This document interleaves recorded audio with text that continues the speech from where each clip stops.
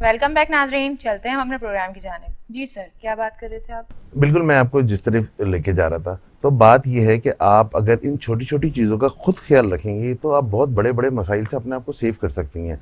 देखें, जब आपने रहना साथ है, क्योंकि अक्सर देखने में आया है कि किराएदार और मालिक मकान एक ही साथ रह रहे होते हैं, पोर्शंस का फ़र्क होता है, या थोड़ा-सा या बहुत दूर हुआ तो जी सर, कुछ लोगों का नजरिया ये होता है कि मतलब रेंट का घर है, क्या हो गया रेंट का, मतलब अपना समझना चाहिए ना उन्हें। बिल्कुल देखें, रहना तो उन्हीं ने है। मैंने आपको क्या बताया कि छोटी-छोटी चीज़ें वो होती हैं जो आपकी म्यूचुअल अंडरस्टैंडिंग को पावरफुल करती हैं, और आपका 1 साल का जो एग्रीमेंट होता है, क्योंकि देखिए ऑल ऑफ अ सडन तो ऐसा कोई मामलात नहीं है। मैं तो बोलता हूँ कि अल्लाह पाक ऐसे कोई मामलात करें कि किराए पे हर रहने वाले को अल्लाह पाक उसका अपना घर नसीब फरमाए। ये मेरी दिल से दुआ है। अच्छा, लेकिन बाज़ दफ़ा ऑल ऑफ अ सडन ऐसा नहीं होता कि फ़ौरन ही कोई ऐसे कोई मामलात बने और इस तरीके की कोई चीज़ें डिज़ाइन हो जाती हैं कि वो अपने घर की तरफ चला जाए।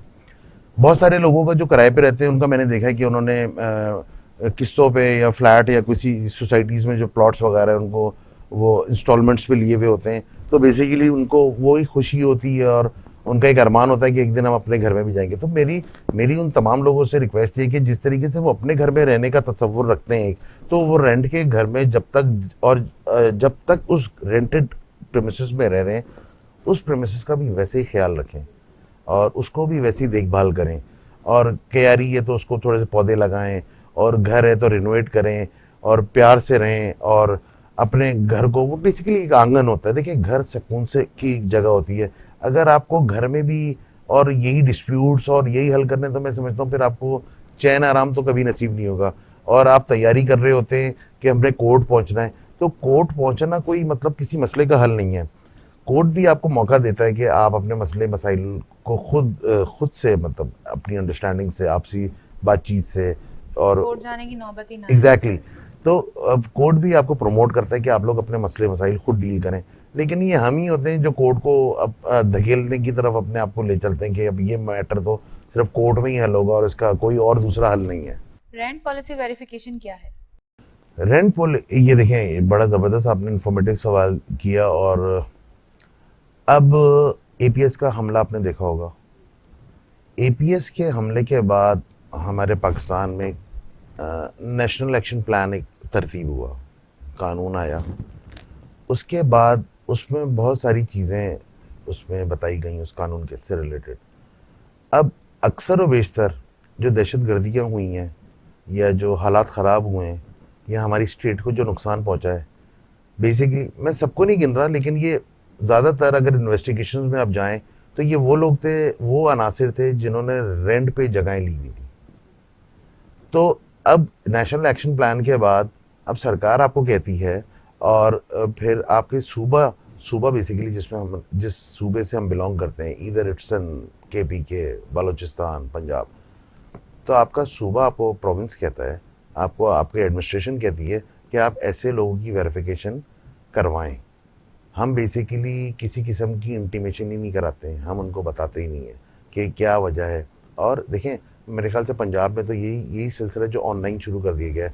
सिंध में भी मेरे ख्याल से इस चीज़ पे, इस कानून पे अमल दरामद हो रहा है, जो मेरे देखने सुनने में बात आई है। और करीब हम ये जो वेरिफिकेशन है इस पे ऑनलाइन की तरफ चले जाएंगे, क्योंकि देखें जो दूसरे दीगर इदारे हैं, अगर आप स्वीगेस देखें, केईएससी देखें, या इवन नादरा के मसाइल देखें, बहुत सारी ऐसे सरकारी इदारे हैं अब जहाँ पे इवन जो वज़ीर आज़म को अब आप शिकायत करते हैं, वो भी वज़ीर आज़म के पोर्टल पे आप कर सकते हैं। तो आपको बेसिकली ऑनलाइन सर्विसेज दी जा रही हैं। इसी तरीके से ये ऑनलाइन वेरिफिकेशन जो रेंटल इश्यूज से रिलेटेड, जो आपके टेनेंसी से रिलेटेड हैं, जो आपके किराएदारी वाला निज़ाम है, तो बेसिकली इन बंदों की स्क्रूटनी होती है कि आया इनके पीछे कोई क्रिमिनल रिकॉर्ड तो नहीं है, किसी एफआईआर में ये मतलूब तो नहीं है, कहीं मफरूर तो नहीं है, या इनका कोई ट्रैक रिकॉर्ड ऐसा तो नहीं है कि ये आने वाले दिनों में, अभी यहाँ पे तो इन्होंने एक अपने आप को सेफ साउंड किया हुआ है, लेकिन आने वाले दिनों में किसी बहुत बड़े हमले का या बहुत बड़ी दहशतगर्दी में अपना रोल अदा कर सकते हैं। उनका बैकग्राउंड देखा जाए। Exactly exactly। अच्छा, आपके प्रोग्राम की तवज्जो से मैं आपको, आपके नाज़रीन को ये भी बताना चाहता हूँ, ये जो चीज़ें, ये रेंटा कार पे भी ये इसी तरीके से, क्योंकि वो जो दहशतगर्दियाँ हुई, देखिए दहशतगर्दियाँ जिन्होंने की वो रेंटल प्रेमिसेस में रहते थे, लेकिन जिन चीज़ों के थ्रू, ट्रांसपोर्टेशन के थ्रू जो ये दहशतगर्दियाँ हुई, वो तो रेंटल बेसिस पे थी, गाड़ी, मोटरसाइकिल, रक्षा, जो भी था, XYZ।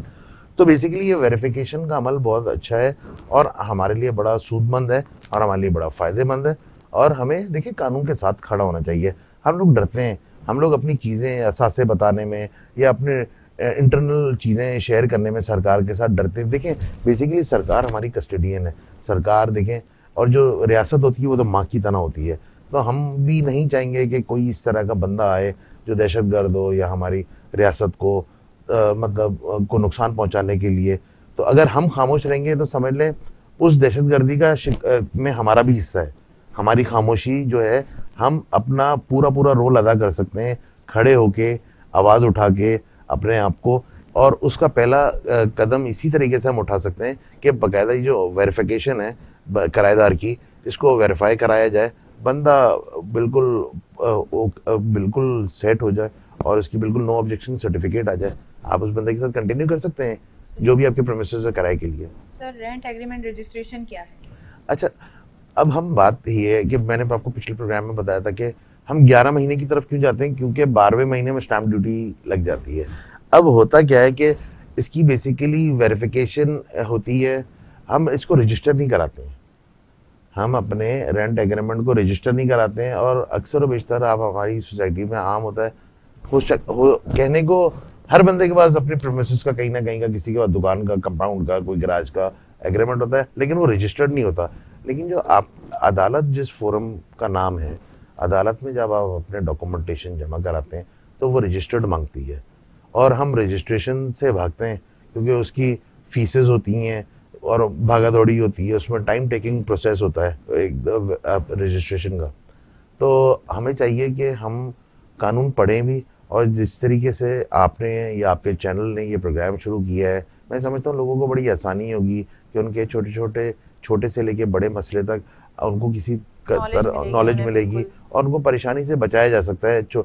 और जिस तरह मेरी ब्रेक से पहले आपसे बात हो रही थी कि आपसे भी बहुत लोग कांटेक्ट करते हैं, आपको पर्सनली सवालात भेजते हैं कि हमारे साथ ये इशू है, तो इंशाल्लाह टॉपिक भी इसमें लाएं। एग्जैक्टली, तो इंशाल्लाह आने वाले दिनों में कोई ऐसा एक प्रोग्राम या कोई अपनी टाइम के हिसाब से मैं देखता हूँ, हम उस दिन एक प्रोग्राम इन्हीं तमाम सवालात पे, इन सारे क्वेश्चंस पे ही हम एक दिन प्रोग्राम करेंगे।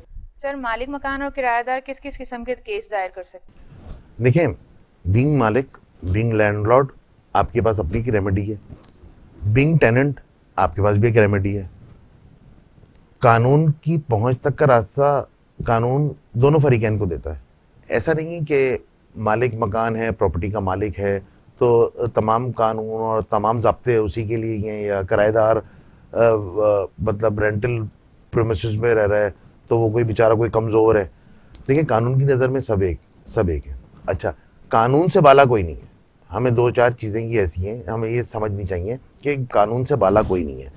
अब आपके अगर सवाल की तरफ हम फोकस करते हुए आते हैं, तो जो मामलात हैं एविक्शन से रिलेटेड, इजेक्टमेंट से रिलेटेड, मतलब किराएदार से खाली जगह कराना, उसको बेदखल कराना, अपनी प्रीमिसेस वापस लेना, तो ये बेसिकली इन्विक्शन के कानून के तहत के उस पर आप जा सकते हैं। अच्छा, यही रेमेडी किराएदार के पास भी है।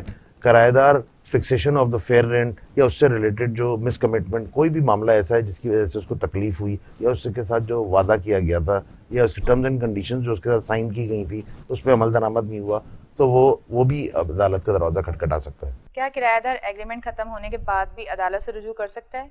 देखिए, रुख्सत में दो कंडीशन है।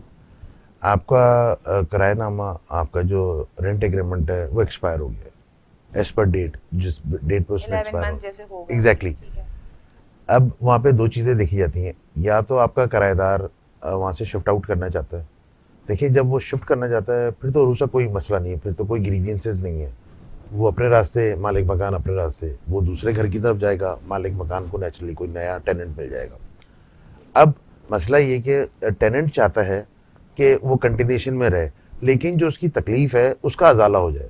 तो नेचुरली अगर ये आपका रेंट एग्रीमेंट एक्सपायर भी हो जाता है फॉर द टाइम बीइंग, अगर इसको इस तरीके से तनाजुर में देखा जाए, और वो उस प्रीमिसेस में रह रहा है, तो बेसिकली उसी जो एक्सपायर्ड है टेनेंसी एग्रीमेंट, वो अपने मालिक मकान से रिक्वेस्ट कर सकता है कि इसकी रिन्यूअल में चले जाएं, इसकी तजदीद में चले जाएं, और उसी बेसिस पे वो अदालत को, कंट्रोलर के पास अपनी शिकायत लेके जा सकता है कि मेरे साथ ये जो मिसकमिटमेंट्स हुई गई हैं, तो इसको कम से कम फोकस किया जाए और मुझे अजाला किया जाए मेरी शिकायत का।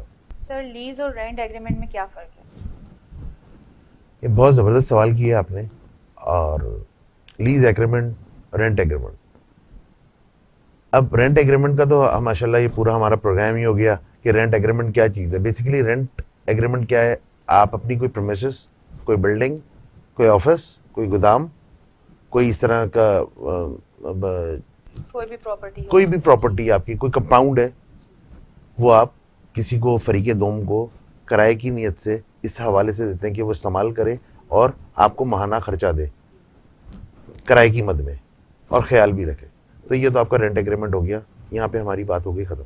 अब आ जाते हैं हम लीज एग्रीमेंट पे।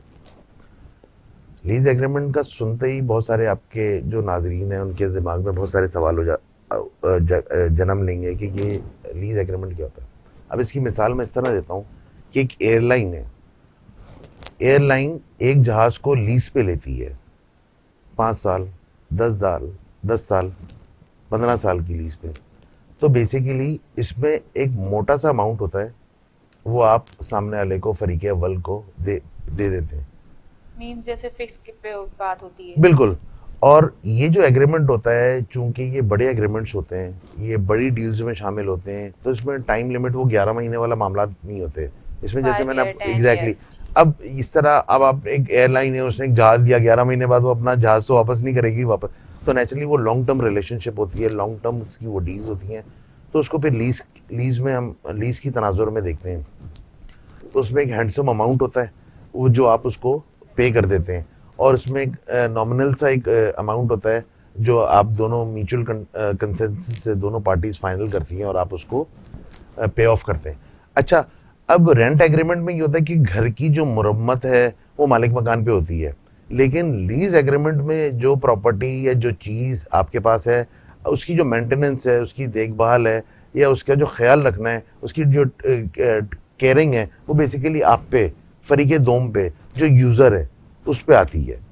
तो ये एक बड़ा फ़र्क है।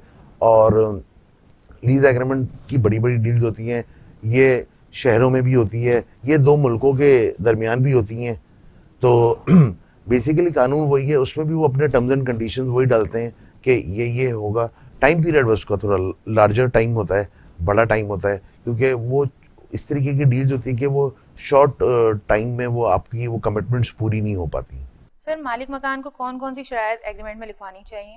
देखिए रूसा, ये एपिसोड और पिछला एपिसोड, इसमें जितना हमने चीज़ों को डिस्कस किया, वो एंड ऑफ द डे आके डिस्प्यूट्स पे आके रुकती है। लेकिन डिस्प्यूट्स होते क्यों हैं?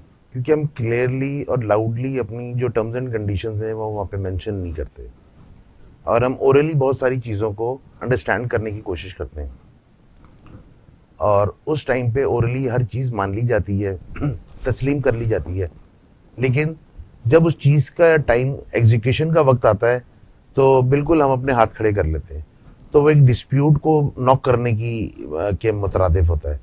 तो मालिक मकान को चाहिए कि जब वो अपनी प्रॉपर्टी या उसके जो भी किसी किस्म की भी चीज़ अपनी प्रीमिसेस रेंट आउट करे, तो उससे रिलेटेड हर चीज़ को मेंशन करे कि आप आया मेरे किराएदार हैं, लेकिन आप सब टेनेंसी एग्रीमेंट नहीं कर सकते, आप आगे ये मेरी प्रॉपर्टी किसी को यूटिलाइज नहीं करा सकते, इसका तोड़ फोड़ का ऐसा कोई मामला या कोई ऐसी चीज़ जो नुकसान, जो मोहल्ले वालों को या इस गली या एरिया में नुकसान का बाइस बने। इस बात का हम जवाब लेंगे आपसे। वक्त हो गया ब्रेक का।